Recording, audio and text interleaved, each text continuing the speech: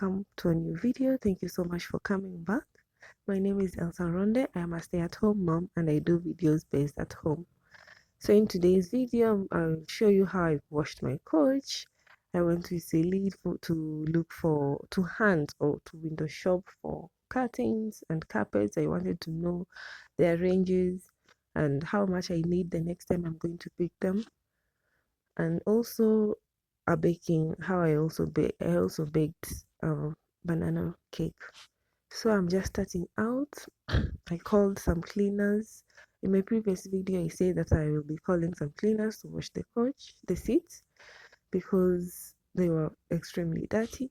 So I called them. These cleaners are very affordable and they also do a fantastic job. So if you need cleaners to wash your seats, they also do mattress, they do carpet, they do duvets, they also just do thorough cleaning in your home. You can contact them in this number and ask them for their services. I really recommend them because I was happy with their work. My seats turned out super clean the way I had bought them, and I had not washed these seats for a long time. Ever since I bought them, I bought them a long time ago. I have just been wiping them, the dust away. I just use a wet kitamba and water containing detergent, and they were not coming out clean. That's why I decided to call in the professional to do a thorough cleaning on them. So if you're just a person who's starting out and don't have a lot of money to spend on cleaning the seats, kindly you can contact them and ask them for their services. Also, I washed the 5-seater seats, the navy blue seats, because I want to do away with the brown one. It is old, it is torn, it is broken. It is an old seat that my husband started life with, and I think we just need to let it go.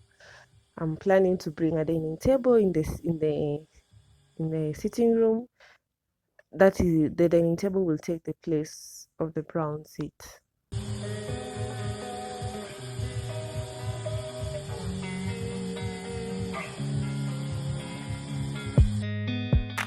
So this is how they turned out. They came out really clean. I was very happy and pleased with the work of the cleaners, and I highly recommend them if you want a service done well.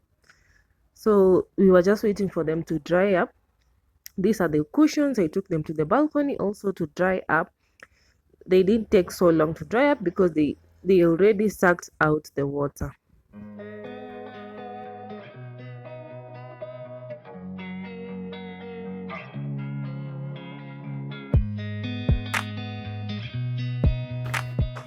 So this is how we finally arranged the seats. We went ahead and changed the arrangement of the seats, because where the brown seat is where we're going to put our dining table when we buy it.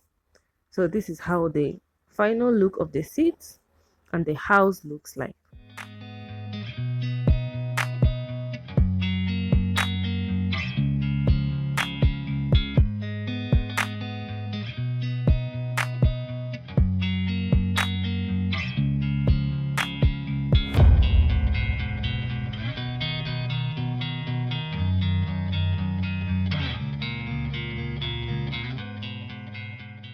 So here we are in Eastleigh. We had checked out 2 malls where we didn't find the carpet that we were looking for. This is where we found. This is the carpet that I was eyeing, and it is quite expensive. It is a 8 by 11. It's going for 20,000, and I'm glad the worker showed us and explained to us the different quality and texture of the carpets and why they were ranging differently. And this is the one that I wanted, although it is a little bit expensive. This one I had also looked at it, but the far one was not the same with the one that one that was on top of it. That's why I just said, you know what, I'll just go look for more money and come back and take the one that I want. And this mall is called Turkey. Kindly comment down below if you know where I can get nice and affordable carpets here in Eastleigh. Even though I had settled on this, I don't mind going to check in other places. Later we went to Kilimanjaro to eat, and what is Eastleigh without Kilimanjaro?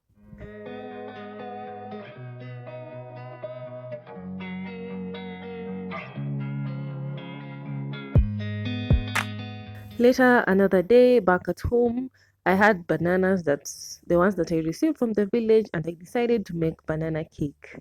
Now I looked for a recipe on the internet because I have never made the banana cake. I only know the common cake, the main cake. So I decided to make a banana cake with the bananas that had remained and were overripe, as you can see. So this is the recipe of the one that I found internet. I'm just doubling up the portions from the main recipe.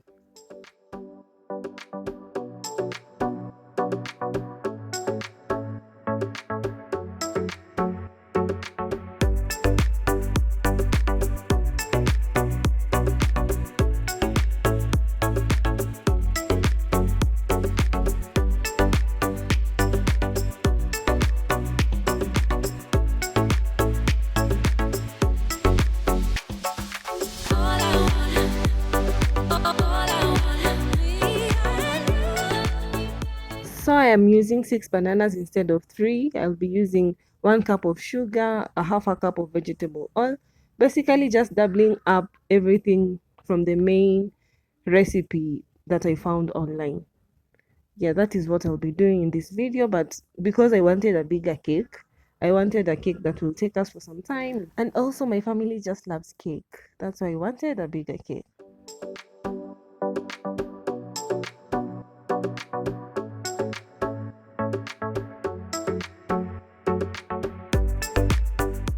So you make sure you mash your bananas until it is a smooth paste.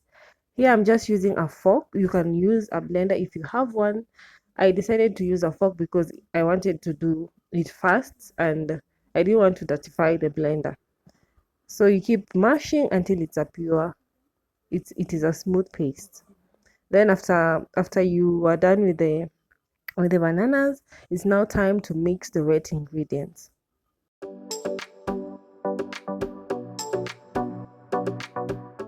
So I invested in measuring cups, and here I'm just showing you the labels that they have. Like the blue one says it's 1 cup equivalent to 250 ml. Yeah, I decided to invest in measuring cup because this was a new recipe I was doing. And the other cake I just measure randomly with a blue band container, and my cake turns out really well. And I will show you in the next video how I bake my cake, my vanilla cake, just using a container that you have at home. So here I have added 1 cup of sugar. We will be adding the wet ingredients first, then we'll go to the dry ingredients. Next, I have added a half a cup of vegetable oil. Then I will add 2 eggs. Then I will add 2 tablespoons of vanilla essence for the wet ingredients.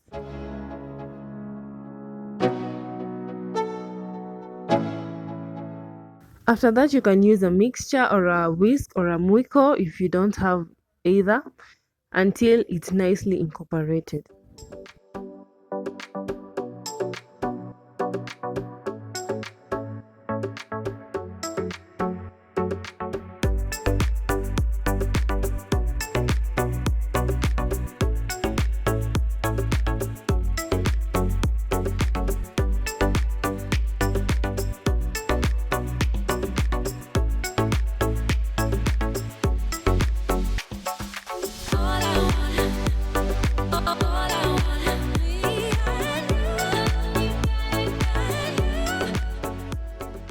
So the next thing we'll be adding are the dry ingredients. I am starting off with the flour. I'm using egg flour.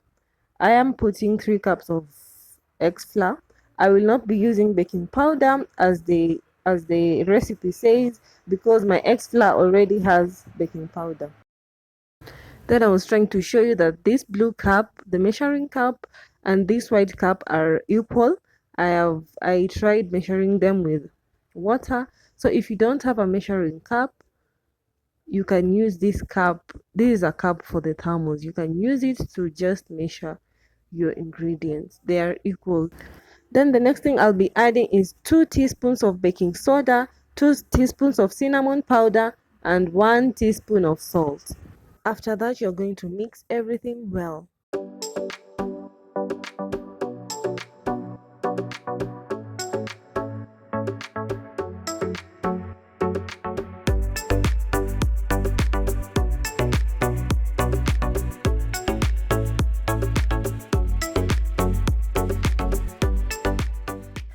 After you're done, you're going to mix the dry ingredients to the wet ingredients bit by bit until it makes a smooth paste.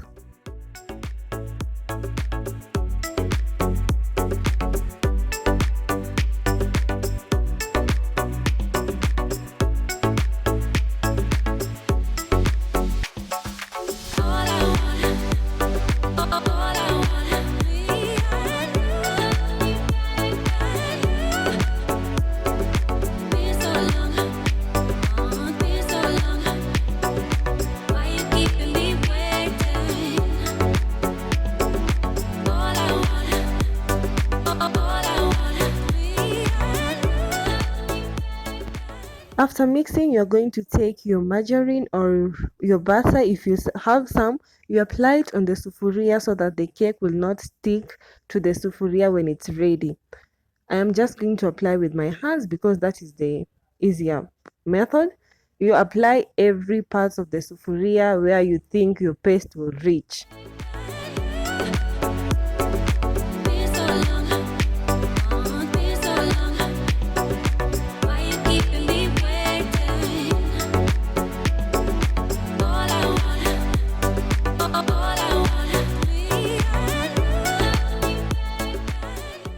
I applied 2 sufurias because I thought that the paste would be a lot, but later I came to realize I will just need 1 sufuria.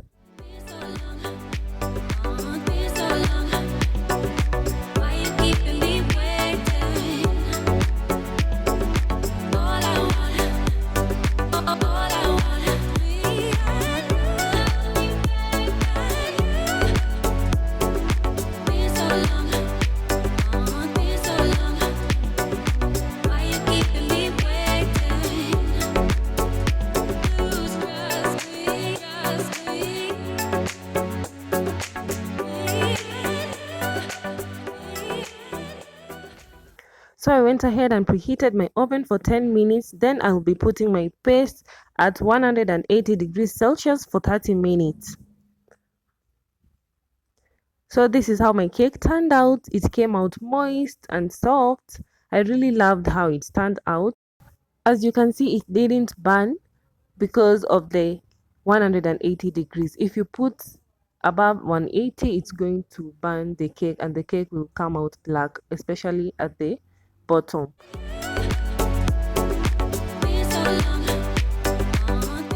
My girl there in a hurry to taste the yummy cake. I really love the results of how it came out for the first time baking banana cake. So later on another day, the remaining bananas, I decided to blend them with melon because my daughter loves the combination. This is how I was blending.